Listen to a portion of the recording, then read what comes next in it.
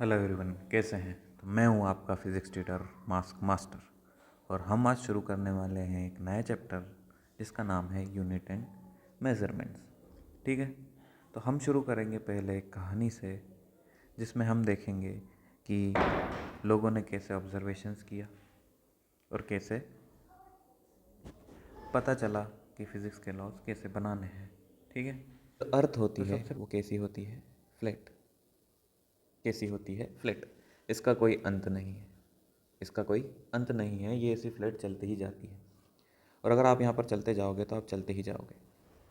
ठीक है, ये पहले ऐसा कहा जाता था, पर बाद में कुछ लोग आए और उन्होंने कहा कि अर्थ जो है वो गोल है। अर्थ कैसी है? गोल है। ठीक, तो अब इन्होंने क्या किया, कुछ नए लोग आए, उन्होंने कहा कि अर्थ गोल है। ऐसा क्यों कहा उन्होंने? क्योंकि उन्होंने कुछ ऑब्जर्वेशंस किए होंगे। क्या किए होंगे? उन्होंने कुछ ऑब्जर्वेशंस किए होंगे और बताया होगा कि अर्थ जो है स्ट्रेट नहीं, राउंड है। इसलिए आप इस पे चलते जाएंगे, आप इस पे चलते जाएंगे तो ये कभी ख़त्म नहीं होगी, क्योंकि आप गोल गोल गोल गोल गोल गोल घूमते रहेंगे। तो ऐसा बताया गया कि अर्थ गोल है। ठीक, अब ऐसे ही ऑब्जर्वेशन कर कर ये भी बताया गया कि अर्थ जो है वो सन के चक्कर काटती है। क्या करती है? सन के चक्कर काटती है। ये क्या हो गया? हमारा सन उजाला दे रहा है, इसके चक्कर काटती है। तो इस तरीके से ऑब्जर्वेशन कर करके साइंटिस्ट ने या लोगों ने चीज़ों को डिफ़ाइन करना शुरू किया। ठीक है, अब डिफ़ाइन करे तो करे कैसे? हमें कुछ चाहिए। तो यहाँ पर आई क्या? Physical quantities. फिज़िकल क्वांटिटीज़ यहाँ पर पिक्चर में आई। फिज़िकल क्वांटिटीज़ मतलब ऐसी कुछ क्वांटिटीज़ ली जिनसे हम इन चीज़ों को डिफ़ाइन कर सकें। जैसे अभी हमने सन और अर्थ का चक्कर का एग्जाम्पल लिया था। तो अर्थ जो है एक बार अपनी एक्सिस के अबाउट, ये भी सब ऑब्जर्व करके लिया होगा, अपनी एक्सिस के अबाउट 24 आवर्स में एक चक्कर काटती है। कितना? 24 आवर्स में एक चक्कर काटती है। तो ये भी क्या कुछ ऑब्जर्व किया होगा कि दिन से रात हो रहा है, रात से दिन हो रहा है, दिन से रात हो रहा है। तो किसी ने घड़ी लगाई होगी और बोला होगा कि इसमें 24 आवर्स लगते हैं। ठीक है, अब ये 24 आवर्स ये क्या है? ये टाइम है। अब कुछ तो बोला गया होगा ना कि इसे हम टाइम बोलेंगे, इस क्वांटिटी को हम टाइम बोलेंगे। और ये क्या है? एक फिज़िकल क्वांटिटी। क्या है? एक फिज़िकल क्वांटिटी। और इन ऑब्जर्वेशंस को और फिज़िकल क्वांटिटीज़ को मिलाने के लिए ब्रिज का काम किया मैथमेटिक्स ने। किसने? मैथमेटिक्स ने। Work as bridge. क्योंकि हमने ऑब्जर्वेशंस किए, हमने क्या किए? ऑब्जर्वेशंस किए। उस पर हमने कुछ बोला कि कुछ फिज़िकल क्वांटिटीज़ होनी चाहिए, पर हम इन्हें लिखे तो कैसे लिखें? तो हमने क्या किया? मैथमेटिक्स का इस्तेमाल कर कर इसे लिखना भी शुरू किया, मतलब रिप्रेजेंट करना शुरू किया कि ये 24 आवर्स में घूमेगा या फिर जो भी है। सन का चक्कर पूरा 365 डेज़ में लगता है, तो इसे भी हमने रिप्रेजेंट किया। यहाँ पर मैथमेटिक्स का इस्तेमाल किया और यहाँ पर डेज़ का इस्तेमाल किया। इसे हम यूनिट्स कहते हैं।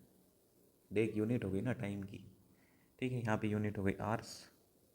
तो ये सारी चीज़ें हम इस चैप्टर में देखेंगे कि क्या फिज़िकल क्वांटिटीज़ होती है, कितने तरीके की होती है, हम कैसे डिफ़ाइन करते हैं। ठीक है, ओके, चलते हैं आगे। चलिए देखिए, अब हम डिफ़ाइन करते हैं अब कुछ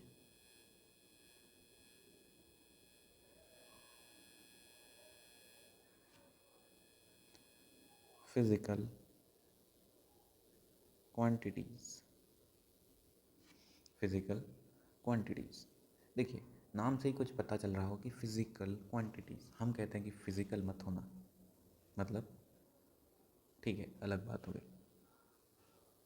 मारना कूटना मत, मतलब फ़िज़िकल मत होना। तो देखिए ऐसी चीज़ें जिन्हें हम क्या कर सकें, which can be measured, which can be measured, which can be measured are physical quantities. अगर एग्जाम्पल की बात करूँ मैं यहाँ पर, किसकी बात करूँ, एग्जाम्पल की बात करूँ तो क्या मैं मास को मेज़र कर सकता हूँ? क्या मैं टाइम को मेज़र कर सकता हूँ? क्या मैं फोर्स को मेज़र कर सकता हूँ? जी हाँ, ये सब मैं वर्क को मेज़र कर सकता हूँ। और क्या कह सकते हैं, मैं लेंथ को भी मेज़र कर सकता हूँ, मीटर, किलोमीटर।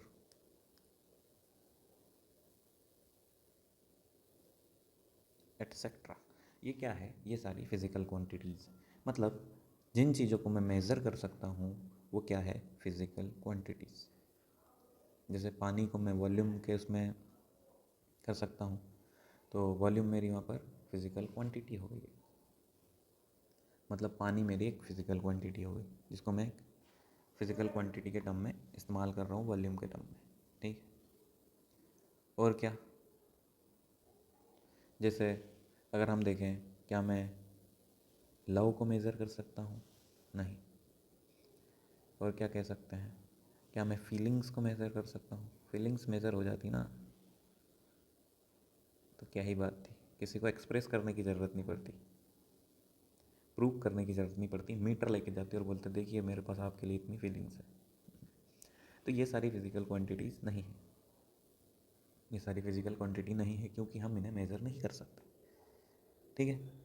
अब देखिए, अब किसी भी चीज़ को मेज़र करने के लिए हमें कुछ रूल्स लगते हैं, कुछ लॉज लगते हैं। ठीक है, क्योंकि हमें इन्हें रिप्रेजेंट करने में या दिखाने में कुछ तरीका होना चाहिए।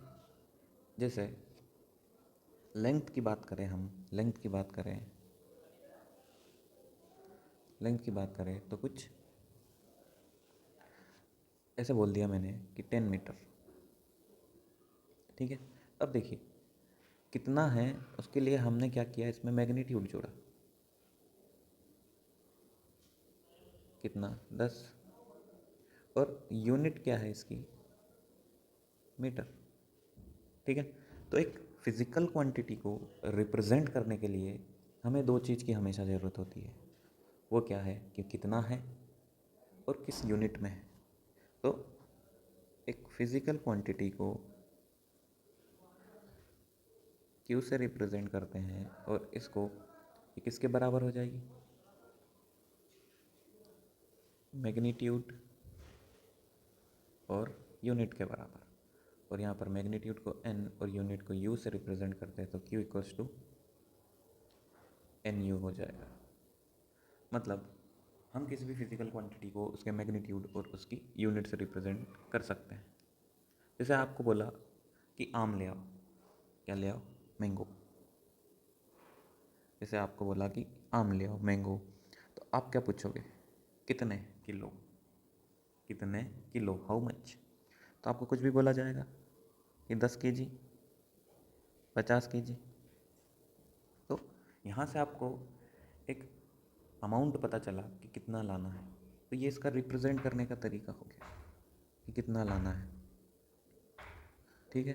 कितना लीटर दूध लाना है, तो 1 लीटर दूध लाना है, तो यहाँ पर आपको अमाउंट बता दिया। तो इस तरीके से हम इसे रिप्रेजेंट करते हैं। ठीक। अब देखिए यहाँ पर n क्या है? n क्या रिप्रेजेंट कर रहा है? न्यूमेरिकल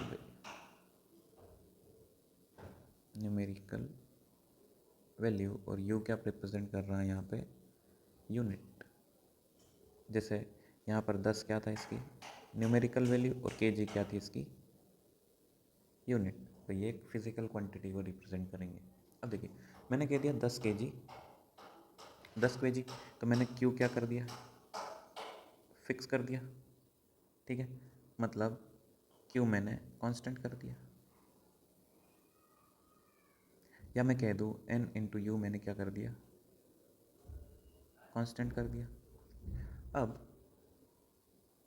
इसकी जगह, अब 1 kg में कितने ग्राम्स होते हैं?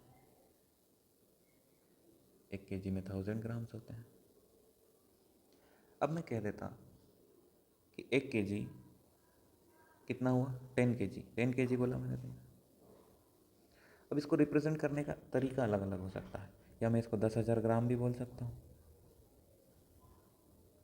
अरे क्वांटिटी तो बराबर ही है, ये भी क्यू है, ये भी क्यू है, ठीक है, बस यूनिट्स बदली गई है यहाँ पर, यूनिट्स और न्यूमेरिकल वैल्यूज़ बदले गए हैं, ठीक है। तो जो क्यू होता है वो कैसा होता है, कांस्टेंट। क्यू कैसा है, constant, N U equals to constant रहेगा, ठीक है। और मैं कह दूँ N is inversely proportional to कैसा रहेगा, यू के। अगर यूनिट बड़ी होगी, if unit is larger, magnitude कैसा होगा, स्मॉलर। जैसे यहाँ पे यूनिट बड़ी है केजी, तो मैग्नीट्यूड कम है। यहाँ पे यूनिट छोटी है, ग्राम एक छोटी यूनिट है, छोटा अमाउंट है, केजी एक बड़ा अमाउंट है, तो यहाँ पर ग्राम्स में लाया तो इसका मैग्नीट्यूड क्या हो गया, बढ़ गया। ये मेरा कहने का मतलब है, ठीक है। तो क्या पता चला हमें कि जो यूनिट है वो कांस्टेंट है, क्वांटिटी, फिजिकल क्वांटिटी कैसी रहेगी, कांस्टेंट रहेगी। तो इसके हिसाब से अगर मुझे कन्वर्ट करना है किसी फिजिकल क्वांटिटी को किसी दूसरी यूनिट्स में, तो मैं क्या कह दूँ कि अगर N1U1 इसकी इनिशियल क्वांटिटी है और N2U2, ठीक है, यहाँ पर ये कोई नई यूनिट ले ली, ठीक है, और यहाँ पर कितना अमाउंट उस यूनिट में आएगा। जैसे हमें पता है, हमें क्या पता है,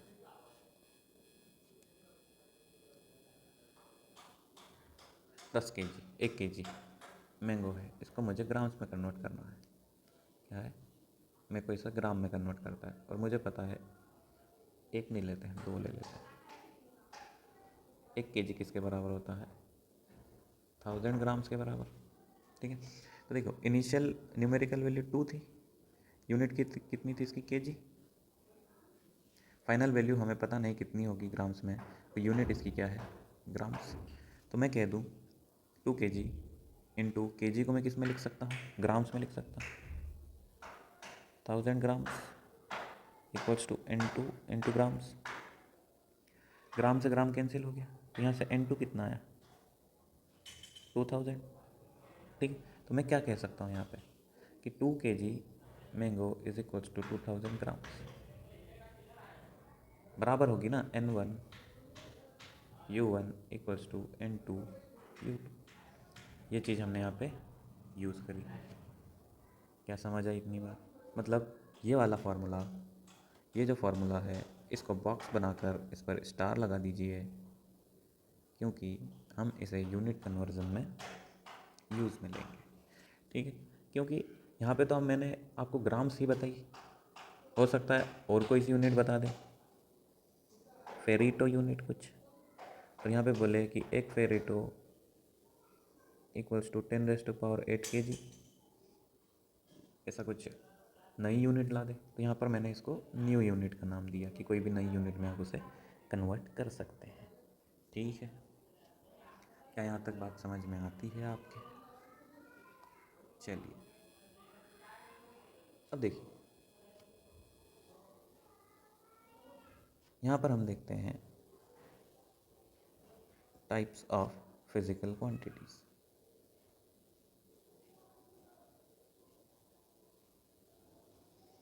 क्या देखेंगे हम, टाइप्स ऑफ फिजिकल क्वांटिटीज। तो यहाँ पर पहली है स्केलर, कौन सी है, स्केलर, और दूसरी है वेक्टर, कैसी है, वेक्टर। स्केलर जो है इसके पास सिर्फ मैग्नीट्यूड होता है, क्या होता है, मैग्नीट्यूड। जैसे example, length, time, work, energy, ये सारे एग्जाम्पल्स। अब वेक्टर जो होती है, वेक्टर एक फिजिकल क्वांटिटी होती है, मतलब कोई फिजिकल क्वांटिटी वेक्टर भी हो सकती है, कोई फिजिकल क्वांटिटी स्केलर भी हो सकती है, ठीक है। इसके पास जो है मैग्नीट्यूड प्लस डायरेक्शन भी होता है। अगर एग्जाम्पल की बात करें हम, फोर्स हो सकता है, वेलोसिटी हो सकती है, एक्सेलरेशन हो सकता है, ये सारी फिजिकल क्वांटिटीज़ हैं। अब इन क्वांटिटीज़ को डिफ़ाइन करने के लिए हमें magnitude as well as direction की भी ज़रूरत पड़ती है, क्योंकि मैं बोलूँगा फोर्स लगा दो 10 न्यूटन का, पर आप पूछेंगे किधर, आप मुझसे डायरेक्शन पूछेंगे ना किधर। किसी पार्टिकल को वेलोसिटी दे दो 10 मीटर पर सेकेंड की, आप बोलेंगे किस डायरेक्शन में, किस डायरेक्शन में। तो इन चीज़ों को डिफ़ाइन करने के लिए, इन फिज़िकल क्वांटिटीज़ को डिफ़ाइन करने के लिए हमें मैग्नीट्यूड के साथ साथ डायरेक्शन की भी ज़रूरत पड़ती है। क्या इतनी बात समझ आती है?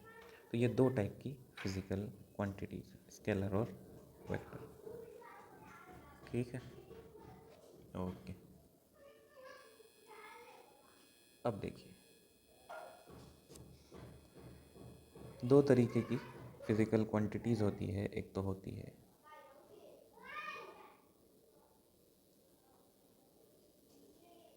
Fundamental and derived quantities.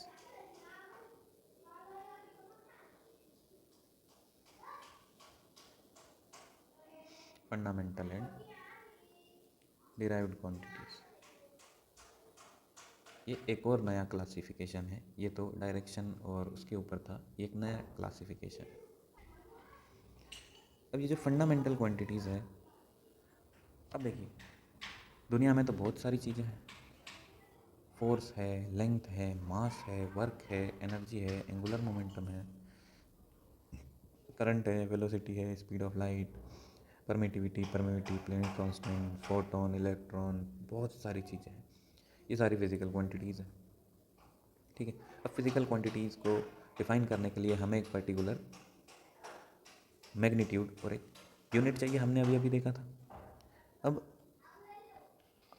Her physical quantity को अलग अलग यूनिट ना देते हुए हमने कुछ फंडामेंटल यूनिट्स निकाली, हमने कुछ फंडामेंटल क्वांटिटीज़ निकाली, ताकि हम क्या कर सकें, ताकि हम उन सारी क्वांटिटीज़ को, जितनी भी फिज़िकल क्वांटिटीज़ है, उनको इन फंडामेंटल क्वांटिटीज़ के टर्म में रिप्रेजेंट कर सकें। क्या कर सकें, इन फंडामेंटल क्वांटिटीज़ के स्क्वायर के मल्टीप्लिकेशन में हम रिप्रेजेंट कर सकें। इसलिए हमने कुछ ऐसी क्वांटिटीज़ निकाली ताकि हम दुनिया की सारी क्वांटिटीज़ को इन कुछ फंडामेंटल क्वांटिटीज़ के टर्म्स में रिप्रेजेंट कर सकें। ठीक है, तो फंडामेंटल क्वांटिटीज़ क्या है?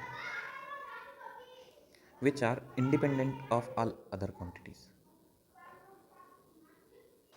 Which are independent of all other quantities. मतलब ये जो फंडामेंटल क्वांटिटीज़ हैं, ये एक दूसरे पर डिपेंड नहीं करती, एक दूसरे से इंडिपेंडेंट है। समझे? Means they do not required the help of any other physical quantity, they do not require help of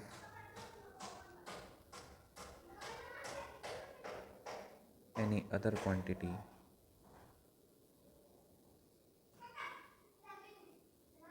for their definition, या फिर उनको डिफाइन करने के लिए कोई और क्वांटिटी नहीं चाहिए।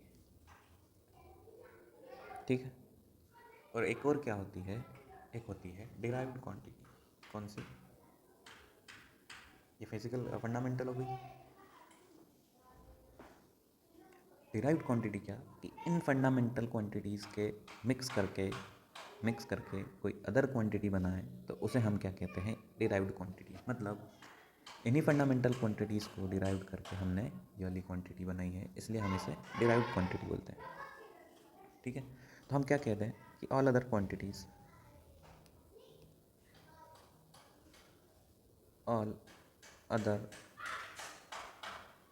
Physical quantities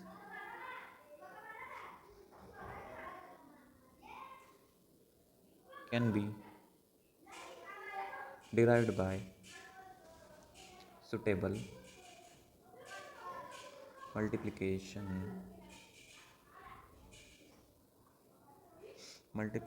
or division of different powers of fundamental quantities.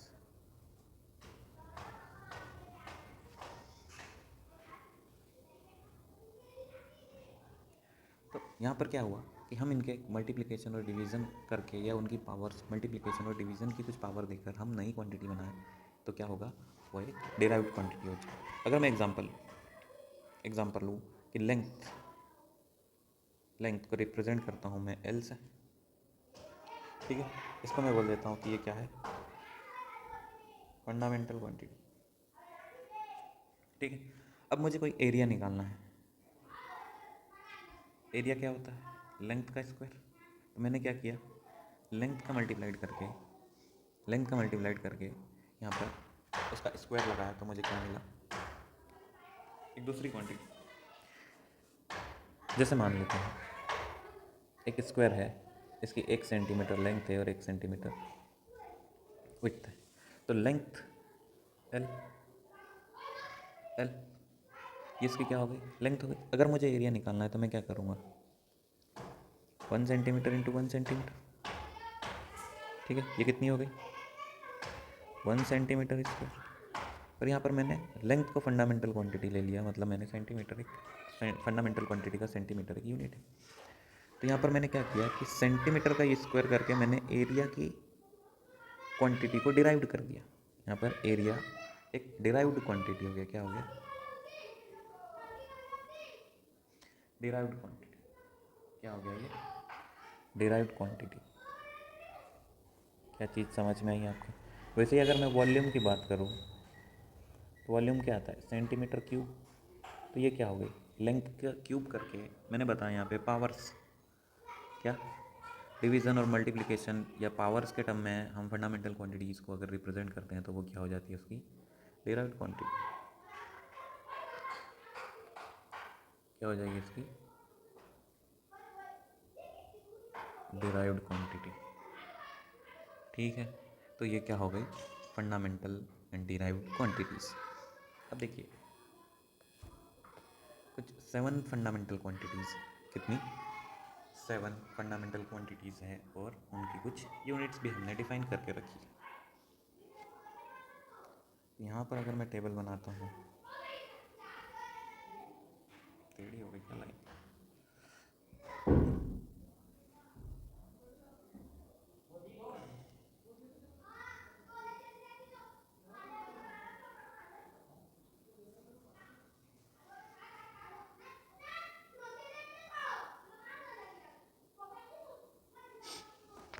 7 fundamental quantities कौन सी हो गई, पहली मास, दूसरी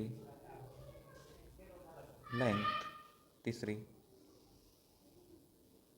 टाइम, चौथी टेम्परेचर, पांचवी ल्यूमिनस इंटेंसिटी, मतलब लाइट की,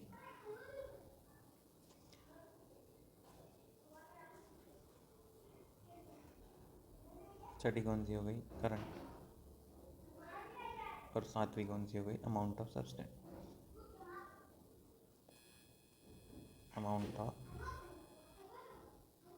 सब्सटेंस, ठीक है।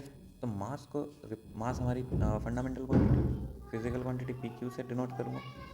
यहाँ पर मैं इसकी यूनिट्स डिनोट करूँगा।